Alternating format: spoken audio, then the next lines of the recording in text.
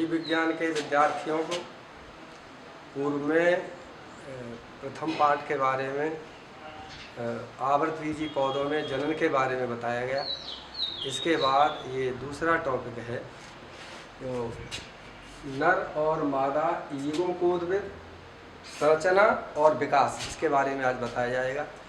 तो सामान्यतः स्टार्टिंग से आपको बताएं कि पूर्व में ही बताया कि पुष्प, इसमें सबसे प्रथम पुष्प होता है। पुष्प बताया था, पुष्प के भाग होते हैं जो पहले 11वीं क्लास में भी मैंने आपको बता दिया है।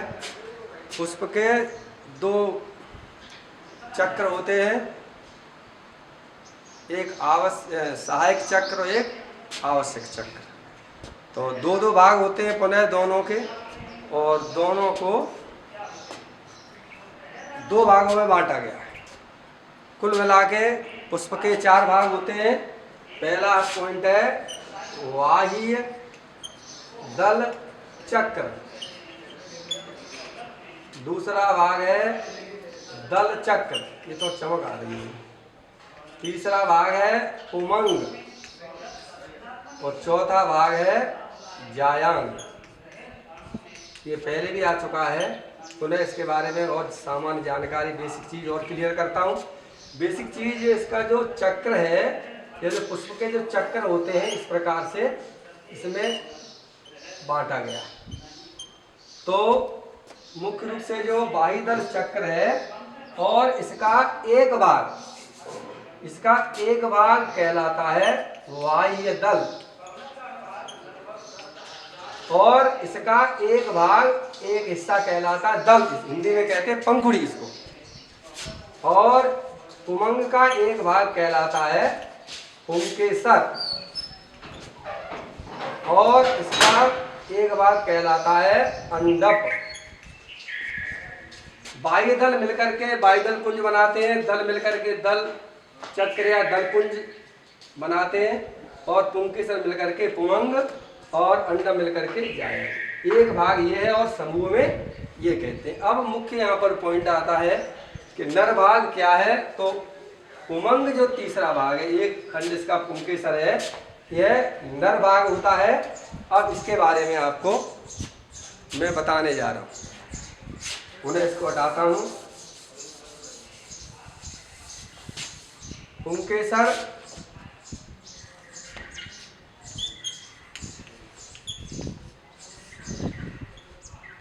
स्टेमन अंग्रेजी में कहते हैं। पुंकेसर पुष्प का नर भाग होता है, नर जननांग होता है, और इसके पुनः इसको 3 भागों में बांटा गया। चित्र के द्वारा समझिए इसको। जैसे ये पराग, ये इस प्रकार की संरचना पाई जाती है, चित्र में दिख रहा होगा। इसको कहते हैं परागकोश। ये संरचना क्या कहलाती है? परागकोश। और ये कहलाता है योजी। और तीसरा कहलाता है पुंतंतु। तीसरा भाग क्या कहलाता है? पुंतंतु। पहले बेसिक चीज प्रैक्टिकल में भी आपको बता दिया है, प्रैक्टिकल में भी ज्ञान हो गया होगा। परागकोश है योजी और पुंतंतु। परागकोश क्या है, इसके बारे में जानकारी। परागकोश में 2 पालियां होती हैं। मैं इसको इधर और समझा दे रहा हूँ। एक पाली ये और एक इसके पीछे वाली पाली। 2 पालियां इसकी होती हैं ये। और इसको यदि यों करके काटेंगे, टीएस इसका काटेंगे, अनुप्रस्थ काटेंगे इसका, तो इसमें 4 परागपुट पाए जाते हैं। पुनः इसका चित्र के द्वारा या और बताने का प्रयास। डेवलपमेंट की स्थिति में इस प्रकार की संरचना बनती है। ये इस प्रकार का ये संरचना बन जाती है, और इसमें 4 जो डेवलपमेंट होता है, जब विकास होता है, इसकी 4 परतें बन जाती हैं।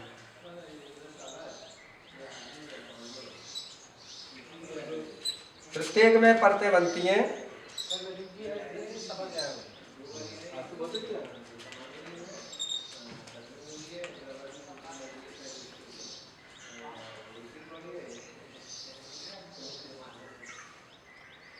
और इसमें भीतर परागकण भरे रहते हैं। मैं इसको डायग्राम के द्वारा बता दूंगा।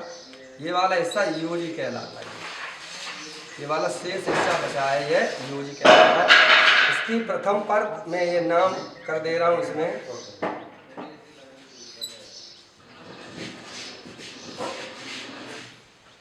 पहली परत है, इसे कहते हैं अधिचर्म।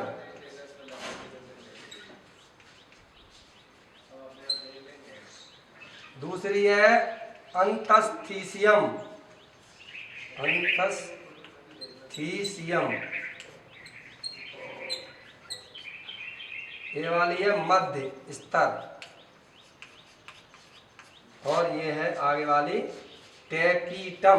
मैं बोलता भी हूँ, अगर समझ में नहीं आ रहा हो तो ये इसका जो परिपक्व होता है तो ये 4 परतें बन जाती हैं। अंग्रेजी में कहते हैं इसको एपिडर्मिस। याद बना रहेगा ये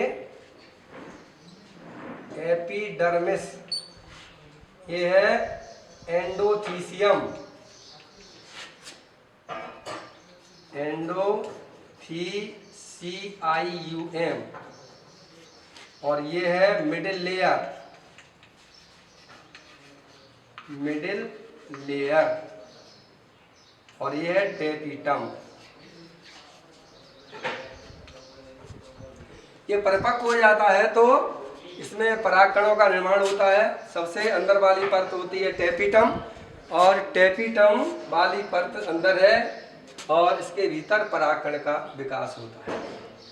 तो जब नर यौगिकोद्भिद का विकास होता है तो 2 भागों में बढ़ता है।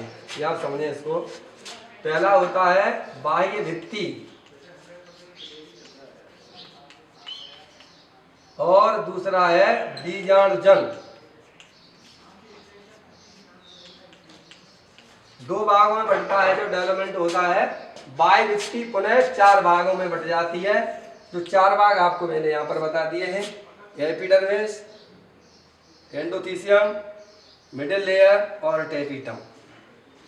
बीजाणुजन क्या है? इसमें लघु बीजाणु मात्र कोशिका से कोशिका विभाजन होता है और अर्धसूत्रीय बीजाणुजन है। इसमें लघु बीजाणु मात्र कोशिका, लघु बीजाणु मात्र कोशिका बनती है और इसमें पुनः अर्धसूत्री कोशिका विभाजन होता है। कैसा होता है? अर्धसूत्री कोशिका विभाजन होता है इसमें, और 4 गुणसूत्र बनते हैं। इसमें 4 संख्याओं में बन जाते हैं और यह आगे जाकर के इनको ही परागकण कहते हैं। परागकण का निर्माण होता है। और परागकण का निर्माण कहाँ होता है? ये इस पराग कोश के अंदर परागकण का निर्माण होता है। और जब परागकण परिपक्व हो जाता है तो उसका चित्र आप इस प्रकार से समझें। मैं यहाँ पर पुनः इसका चित्र बनाने का प्रयास करता हूँ, समझ में आ जाएगा।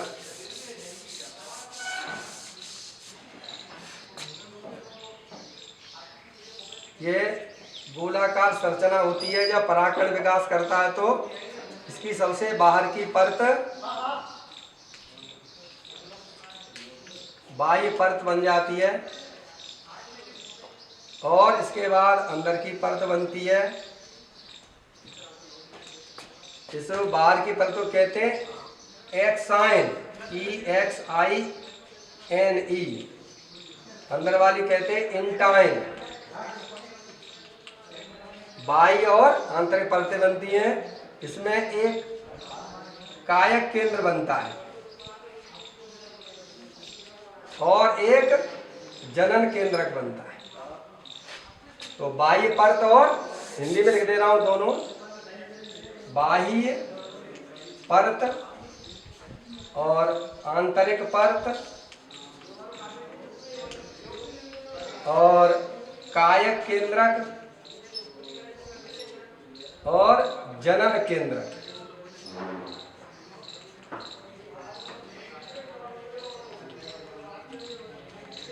समझ में आ रहा होगा, फिर भी पुनः रिपीट कर दे रहा हूँ। बाहर वाली परत है बाहर की ओर, अंदर वाली है आंतरिक परत है। इसके बाद एक कायिक केंद्रक है, एक जनन केंद्रक है। इसमें एक संरचना जनन छिद्र भी होती है, इसको जनन छिद्र भी कहते हैं। जनन रंध्र या जनन छिद्र के नाम से भी जाना जाता है। जब ये पूर्ण विकसित हो जाता है तो इसके 5 भाग हो जाते हैं, बाह्य परत, आंतरिक परत, कायिक केंद्र, जनन केंद्र और जनन छिद्र। अब इसके बाद यह पूरा परागकण विकसित हो जाता है। आगे वाला स्टेप, अब ये परागकण विकसित होने के बाद जब और विकसित होगा, जब यह मादा युग्मक तक पहुंचेगा तो इसमें क्या होगा कि ये इसमें जो जनन केंद्रक है, जनन केंद्रक समसूत्री कोशिका विभाजन के द्वारा पुनः 2 नर युग्मक में बदल जाता है, बट जाता है। इसको पुनः ये जो पराग नलिका बनेगी तो ये जनन केंद्रक ये 2 भागों में बटेगा, पुनः 2 भाग बन जाएंगे तो ये क्या कहलाएगा, नर युग्मक। तब यह नर युग्मक कहलाएगा। ये पहला पॉइंट पूरा हुआ है, नर युग्मकोद्भिद का विकास, संरचना और विकास। अभी टाइम बाकी और करूं, बढ़ाऊं? बाकी तो दूसरा वाला स्टेप मैं शुरू करता हूं, ये ब्लैक बोर्ड साफ करके।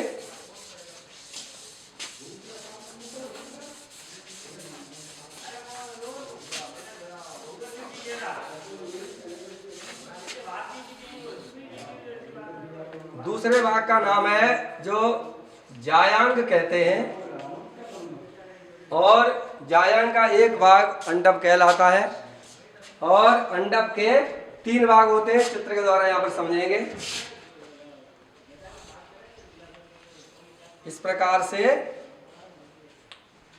यह बनता है, इसको कहते हैं 3 भाग इसके होते हैं। ये होता है वर्तिकाग्र, जो ये संरचना पहला ऊपर वाला हिस्सा है वर्तिकाग्र है, और ये वाली संरचना वर्तिका कहलाती है, और तीसरा वाला भाग कहलाता है अंडाशय। तो ये इस प्रकार की संरचना, ये मादा युग्मक है और मादा भाग का ये संरचना है, इसका ये चित्र है।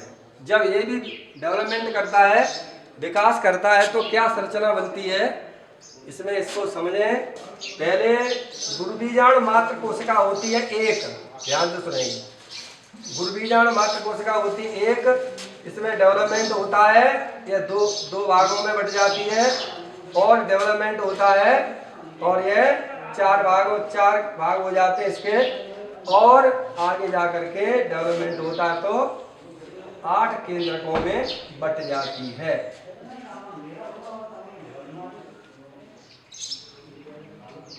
8 केंद्रक बन जाते हैं इसके, 8 केंद्रक बन जाते हैं। लेकिन विकास के क्रम में इसमें क्या होता है, इसका चित्र बनेगा तो डेवलपमेंट करके इसको इस प्रकार की संरचना बनेगी। मैं इसको चित्र द्वारा बताने का प्रयास करूं। 3 कोशिकाएं इधर हो जाए, जो 8 कोशिकाएं हैं उसमें से 3 तो एक तरफ आ जाती हैं और 3 दूसरी तरफ पहुंच जाती हैं। तो ये वाला जो एक भाग है बीजांड द्वार वाला भाग होता है, ये बीजांड कोशिका, ये जुड़ता है, 2 इधर मिल जाते हैं बीच में। तो 8 कोश की संरचना को मैंने समझाने के लिए 8 जो केंद्रक है, 3 तो नीचे आ जाते हैं और 3 और पहुंच जाते हैं, 2 बीच में मिल जाते हैं। यह विकास का कहलाता है सक्रिय मादा युग्मक। सक्रिय मादा युग्मक, और इसको ही दूसरा नाम इसका है भ्रूण कोश। दूसरा नाम है इसका भ्रूण कोश। यह विकसित हो जाता है, और यह कहां पाया जाता है इसके बारे में पुनः दूसरे चित्र के द्वारा यहां पर समझेंगे। इसको मैं यहां पर पुनः बताने का प्रयास करूंगा तो समझ में आ जाएगा।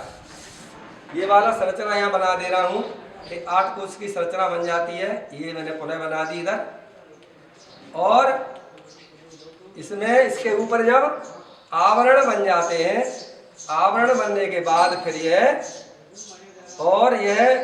व्रंत के द्वारा जुड़ जाती है अंडाशय से, अंडाशय की भित्ति से जुड़ जाती है, तब इस प्रकार की संरचना बन जाती है और यह बीजांड कहलाता है। उन्हें इसको अलग से समझाएं तो और अच्छा समझ में आ जाएगा। ऐसे इसको समझेंगे, क्लियर और करके बताए, थोड़ा बड़ा चित्र बन जाएगा। एक कोशिका ये, दूसरी कोशिका ये, तीसरी ये, दो कोशिकाएं इधर और तीन कोशिकाएं इधर। ये वाला बीजांड द्वार होता है, इसको ये बात चित्र के द्वारा बता दे रहे हैं। ये बीजांड द्वार वाला भाग होता है, ये वाला निभाग वाला भाग होता है, निभाग रीजन। और ये जब इसको कहते हैं भ्रूण कोश, में आप बता चुका हूं, इसके ऊपर आवरण बन जाते हैं, एक आवरण ये, एक आवरण ये, इसके बाद एक आवरण बन के ये बीजांड बन जाता है। ये बीजांड में पुनः रिपीट कर रहा हूं, ये भ्रूण कोश है, इसके ऊपर एक आवरण और आवरण सहित जुड़ जाता है अंडाशय की भित्ति से। ये जुड़ेगा अंडाशय की भित्ति से, इस प्रकार की संरचना बन जाएगी। ये बीजांड, ये वर्तिकाग्र है, वर्तिका और अंडाशय। तो ये बीजांड व्रंत के द्वारा, बीजांड व्रंत के द्वारा अंडाशय से जुड़ता है। या दूसरी तरह और समझाएं इसको तो, ये भ्रूण कोश बीजांड के भीतर पाया जाता है और बीजांड अंडाशय के भीतर पाया जाता है।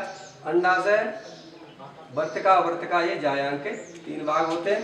ये विकसित का, ये जो डेवलपमेंट का ये स्थिति बनती है, तो विकास, ये मादा युवकोद्भिद का विकास पूर्ण हो जाता है। हो गया बाकी चल रहा है। तो ये इस प्रकार से नर और मादा युवकोद्भिद का विकास का क्रम पूरा होता है। तो नर में क्या होता है, स्टार्टिंग में जो मैंने बताया था, 4 परागकण बनते हैं और चारों सक्रिय होते हैं, जबकि मादा युवकोद्भिद में 4 बनते हैं और 4 के बाद 3 निष्क्रिय हो जाते हैं और एक ही सक्रिय रहता है। और एक ही सक्रिय होकर के गुरु बीजाणु मात्र कोशिका से धीरे डेवलपमेंट करते करते हुए आगे मादा युवकोद्भिद का विकास करता है। इसको ही भ्रूण कोश कहते हैं। इसके बाद आगे वाला टॉपिक चलेगा, परागण क्रिया प्रारंभ होगी और परागण क्रिया में अब ये नर युवक मादा युवक तक पहुंचेगा। आगे वाले टॉपिक में इसको ये बताएंगे। धन्यवाद। आगे कुछ